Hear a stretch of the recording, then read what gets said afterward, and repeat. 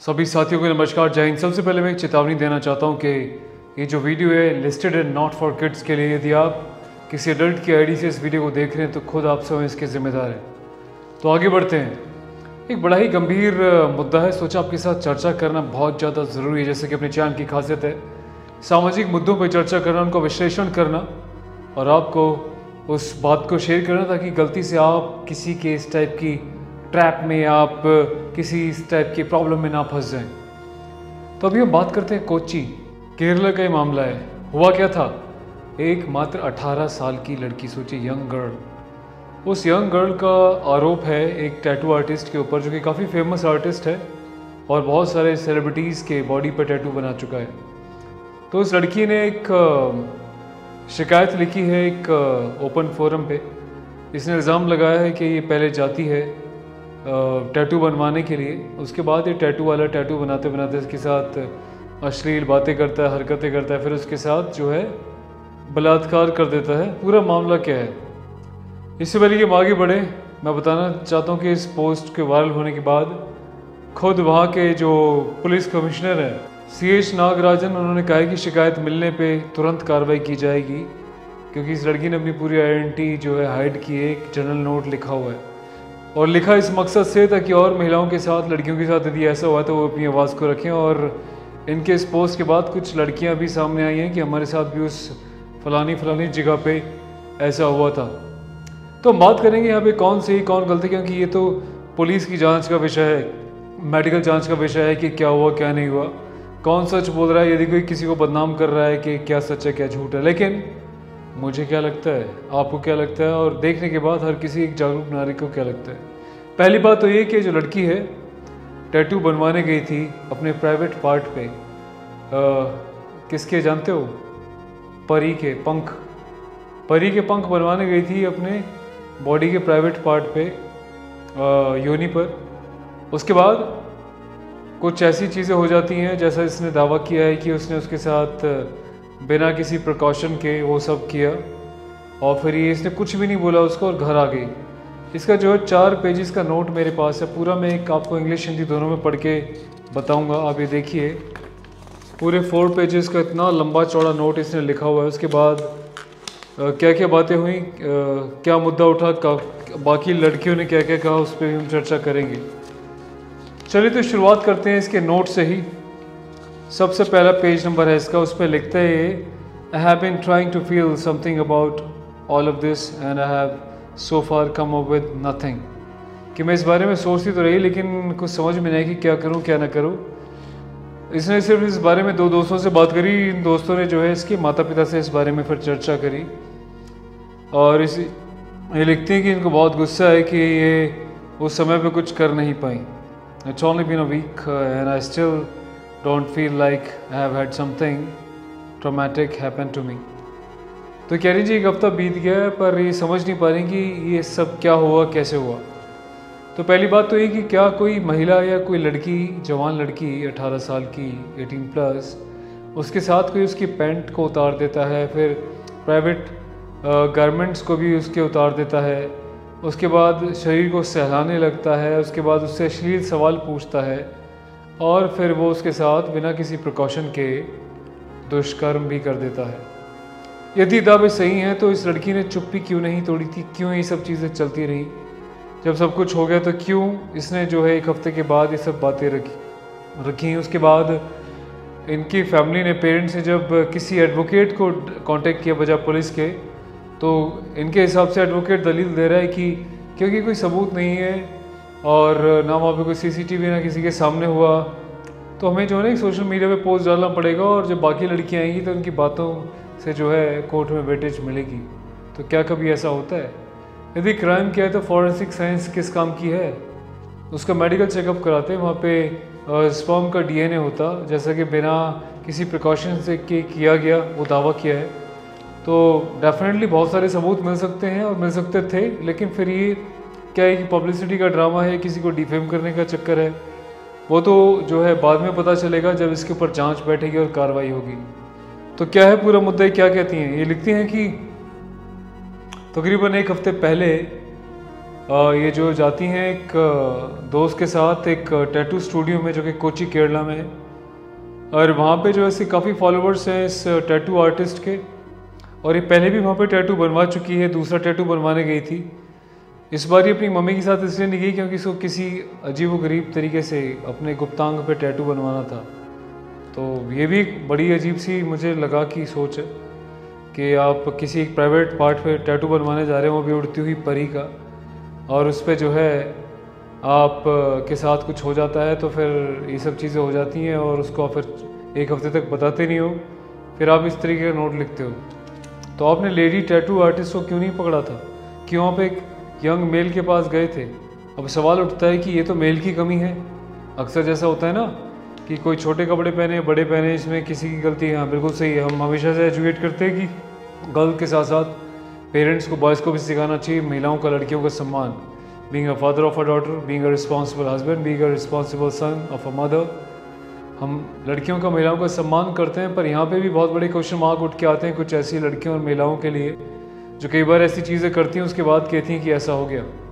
तो ये क्या कहती हैं? ये कहती हैं कि जो है एक नया टैटू जो बनवाने गई और कुछ थोड़ा सा सेक्सुअल ये चीज़ें थी, इस वजह से उन्होंने जो है पेरेंट को, मम्मी को साथ नहीं लेके गई, एक फ्रेंड के साथ वहाँ पे गई। और उन्होंने लिखा है कि place and since the position was on my lower back, I was more comfortable getting it done privately, जब शायद पहले कभी इन्होंने करवाया होगा। और it was wearing high waisted jeans, so I had to unbutton and loosen it down to my hip. क्योंकि इन्होंने ऊँची जीन्स पहनी हुई थी तो टैटू बनवाने के लिए इसको जो है अपने हिप्स तक उस पैंट को उतारना पड़ा था, ऐसा इन्होंने लिखा है इस पर। तो उसके बाद ये लिखते हैं कि जो टैटू आर्टिस्ट है, he started his work and I felt comfortable. उसने काम करना शुरू किया और वो अभी तक काफ़ी कंफर्टेबल फील कर रही थी। उसके बाद all was okay, it was a painful and so I asked for a break after he was done with outline. तो आउटलाइन जब बना दी थी उसने, टैटू बनाने से पहले एक आउटलाइन बनानी पड़ती है पेपर लगा के, शायद जो लोग टैटू बनवाते हैं जिनको जानकारी है वो जानते होंगे। उसके बाद उसने बोला मुझे ब्रेक चाहिए, तो वो बोलता है कि हाँ ठीक है। उसके बाद इसने एक ब्रेक लिया। I took my break and that's my friend showed up, we just sat outside chilling and talking and that's when he said he had to drop his wife home and so he'll be back and then he will resume the work। तो tattoo artist जो है बोलता है मुझे wife को छोड़ के आना, फिर वो छोड़ के आता है, काम को फिर शुरू करता है। I was okay with that, लड़की बोलती है। Ironically I would mention to my friend how this place made me feel more comfortable than most hospitals would have made me feel. तो एक ये खुद ही तारीफ करी कि ये जगह इसको बहुत कंफर्टेबल लगती है, यहाँ के लोग सब बहुत अच्छा है। ऐसा इसको बिल्कुल भी नहीं लगा। उसके बाद होता क्या है, वो फिर टैटू आर्टिस्ट आ जाता है 20 मिनट के बाद, और ऑलरेडी वो लड़की कहती है मैं ऑलरेडी लेट हो रही थी, 4:30 बज चुके थे, 6 बजे तक घर पहुंचना था। तो ये टैटू आर्टिस्ट इनके हिसाब से फिर काम शुरू कर देता है। उसके बाद टैटू आर्टिस्ट इनसे एक सवाल पूछता है। सवाल क्या पूछता है, बड़ा इंटरेस्टिंग है। Are you a feminist? Listen this question, are you a feminist?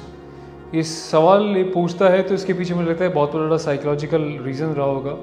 एक लड़की जो बोल रही है कि मुझे अपने एक बॉडी के प्राइवेट अंगों पे उड़ती परी के पंखों वाला टैटू बनाना है, तो उसने एक हंसते हुए इसको उठपटांग लगा होगा, इसने सवाल इससे पूछ लिया।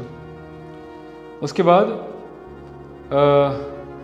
What is the meaning behind your tattoo? फिर पूछते हैं इस टैटू को बनवाने का कारण क्या है, आप क्यों ऐसी जगह पे एक अजीब से ऐसा टैटू बनवाना चाहते हैं?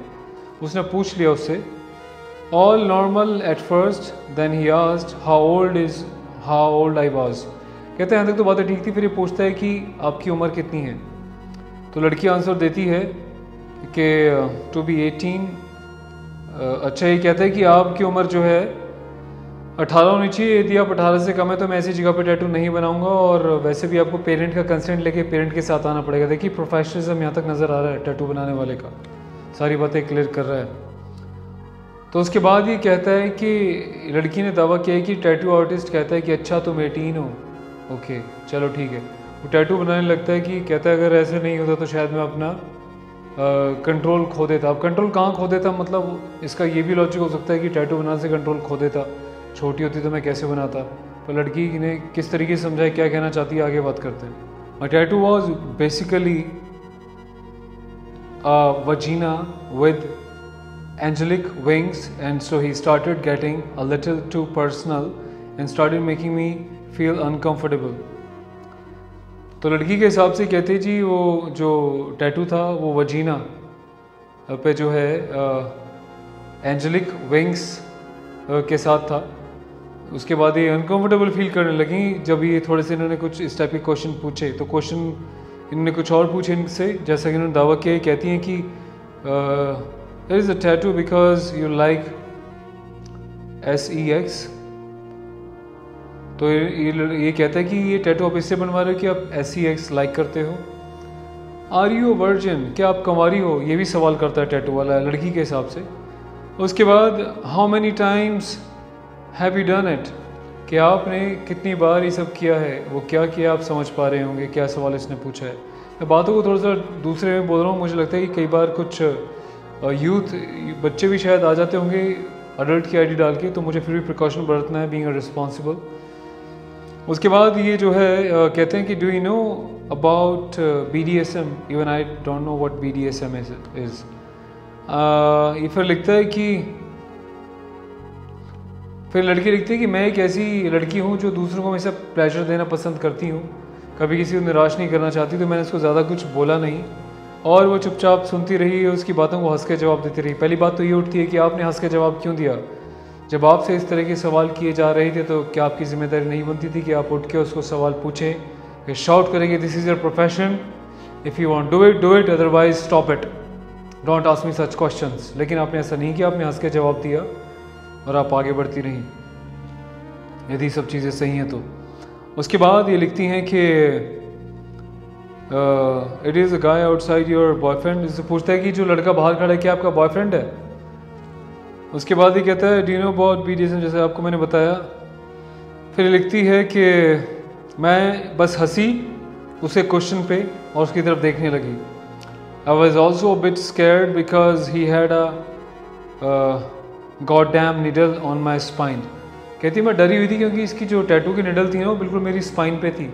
यार स्पाइन पे छोड़ो, चाहे निडल हो टैटू की या फिर कोई कुछ ऐसी चीज़ ही क्यों ना हो, जिसकी इज्जत पे बात आ जाती है, आत्मसम्मान पे बात आ जाती है, वो शर्माता झिझकता नहीं है, वो चिल्ला के बोलता है. और मैं चाहता हूँ कि हर एक पेरेंट अपने बच्चों को, अपनी बेटियों को चीज़ें सिखाएं कि कभी ऐसी स्थिति में खामोश ना रहें, चुप्पी तोड़ें, उनको ट्रेनिंग कराएं, ऐसा बार बार प्रोवोक करके ट्रेनिंग दें. वो शाउट होने की पब्लिक प्लेस में उनको आदत डालें, अकेले में आदत डालें. कभी लड़कियां से रुके ना, थमे ना, गलत हो तो तुरंत उसको स्टॉप करें और शाउट करें और जाके बताएं कि ऐसा हुआ है. उसके बाद ही क्या कहती हैं, उसके बाद ही लिखती हैं कि मैं बहुत डर गई थी, ऐसा कुछ हो रहा था. और that's when he started loosing up my jeans more. तो उसने धीरे धीरे मेरी जीन्स की पैंट को नीचे उतारना शुरू कर दिया. तभी खामोश रही आप, आपने क्यों नहीं बोला उसको. He did ask if it was okay with it. I said या ओके. तो उसने पूछा भी उससे कि क्या मैं जीन्स को नीचे करूँ, आप ओके हो. तो लड़की हंस के बोलती भी हाँ ओके हूँ. जब आप एक ऐसी जगह पर टैटू बनवाने आई हैं तो जीन्स के ऊपर से तो बनेगा नहीं. आपने कंसेंट दिया उसको कि आप 18+ है, आप इसको बनाइए, वो प्रोफेशनल है, वो बना रहा है, तो इसमें तो फिर ये सब चीज़ें वाली बात ही नहीं बच जाती है. उसके बाद जो है वो धीरे धीरे उसकी जीन्स की पैंट को पूरा नीचे तक उतार देता है. He said asked if it is okay. She said okay, क्योंकि लड़की खुद कह रही है कि he was getting to the lower part of the tattoo. उसको लगा कि शायद टैटू का लोअर पार्ट है, उसको स्टार्ट कर रहा है, शायद इसलिए उतार रहा होगा. उसके बाद लड़की लिखती है कि उसने जो है उसको होल्ड करना शुरू कर दिया. फिर लड़की लिखती है कि इसने इसको होल्ड करना शुरू कर दिया. ऑब्वियसली वो होल्ड करेगा क्योंकि जब टैटू बनाएगा तो एक सपोर्ट भी चाहिए ताकि बॉडी हिले ना. ओके. उसके बाद जो है then he started holding my stomach for support and pulling me towards him. उसने उसके पेट पे हाथ रखा, धीरे धीरे उसको अपने करीब लाने लगा लड़की ने. लेकिन लड़की ने तब भी खामोशी क्यों नहीं तोड़ी, ये भी अपने आप में एक बहुत बड़ा सवाल निशान खड़ा करता है. That's when my instinct kicked in but I was terrified of moving and I never thought he would have the audacity to do something. उसको लगा कि हाँ यार ये सब ऐसा नहीं करेगा. क्यों आपको ऐसा लगा जब इतनी बातें आपसे पूछा और आपको ऐसा आभास हो रहा है. उसके बाद लिखती हैं ये लड़की फिर गाली लिखती है, एंड दिस MF आप जानते हैं क्या है, just removed my pants while he still had the needle on me. तो ये पैंट उतारता रहा, नीडल इसके ऊपर लगी हुई थी टैटू की, तो उससे इनके हिसाब से डर रही थी कि नीडल लगी थी। अरे भाई कोई बंदूक की गोली थोड़ी थी कि आपको ब्लैकमेल करके बंदूक रख के कुछ ऐसा काम कर रहा है, टैटू बनवा रहे थे, आप रोक देते, आप उसके पैसे दे रहे हो। उसके बाद ये लिखती हैं कि एंड वेन इनटू माय, उसके बाद जो धीरे धीरे ये इनके जो अंतर वस्त्र हैं, अंडर गारमेंट्स, वहाँ तक पहुँच गया और जो है ग्लव से अंदर टटोलने लगा चीज़ों को। फिर इनसे एक और भद्दा सवाल किया कि क्या आपको मासिक धर्म तो नहीं हो रहा? लड़की ने जवाब दिया नहीं हो रहा। उसके बाद ये और आगे बढ़ने लगता है। उसके बाद लड़की फिर से इसको गाली लिखती है, आई वॉजन ऑन माई, इसलिए लिखती कि नहीं ऐसा नहीं है। So he stopped tattooing and took a tissue, wipe down there and went on the use his finger to do whatever means you can understand. And then he stood me up, bent me over and again asked if I liked, I don't know what this BDSM is. तो लड़की को बोलता है जी, वो लड़की का पहले उसने कपड़े वपड़े उतारे, फिर वहाँ से पूरा टिश्यू से पूछा, जैसे कि टैटू से पहले होता है, पूछते हैं, और अपने फिंगर से पूरा एरिया साफ़ करने लगा। तो लड़की ने उस पर भी कोई आपत्ति नहीं करी, सोचिए आप। उसके बाद लड़की कह रही है मैंने कुछ नहीं बोला, और वो जो है वो टैटू करने लगा। I was bend over and made it more painful somehow. तो टैटू बन रहा था, तो बोली कि मुझे और पेनफुल लगने लगा। ऑब्वियसली वो तो जाहिर था कि टैटू बनता है, नीडल चलती है तो पेनफुल होता ही है। I just felt like dying right there and on the spot for being so stupid. Then he just turned me around and kissed me, and then he removed his pants and had sex with me from behind without a precaution. तो उसके बाद लिखती है लड़की के उस tattoo वाले ने धीरे धीरे सारे वस्त्र खोल दिए, अपने भी कपड़े पूरे उसने निर्वस्त्र हो गया, और बिना किसी प्रिकॉशन के उसने उसके साथ वो सब कर दिया जो नहीं करना चाहिए था और जो एक बलात्कार की श्रेणी में आता है। तो लड़की का ये पूरा मामला है।